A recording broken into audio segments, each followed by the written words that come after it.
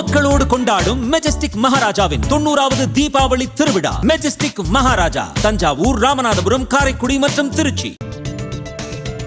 இந்திய பங்குச்சந்தை தொடர்ந்து இரண்டாவது நாளாக ஏற்றம் கண்டது.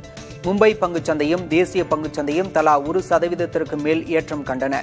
சென்செக்ஸ் 862 புள்ளிகள் உயர்ந்து 83,467 ஆகவும், நிப்டி 261 புள்ளிகள் உயர்ந்து 25,585 புள்ளிகளாகவும் நிலை பெற்றன.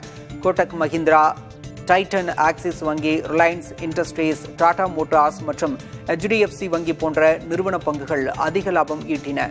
பங்குச்சந்தையில் அந்நிய முதலீடு வரத்து அதிகரிப்பு, அமெரிக்க பெடரல் வங்கி வட்டி விகிதங்களை குறைக்கும் என்ற எதிர்பார்ப்பு, இந்தியா அமெரிக்கா வர்த்தக பேச்சுவார்த்தைகள் குறித்த சாதகமான செய்திகள் உள்ளிட்ட காரணங்களால் இந்த உயர்வு ஏற்பட்டுள்ளதாக நிபுணர்கள் கூறுகின்றனர். ஆசியாவில் தென்கொரியா, ஜப்பான், சீனா பங்குச்சந்தைகளும் கணிசமாக ஏற்றம் கண்டன. அமெரிக்க மற்றும் ஐரோப்பிய பங்குச்சந்தைகளும் ஏற்றத்திலேயே நிறைவடைந்தன.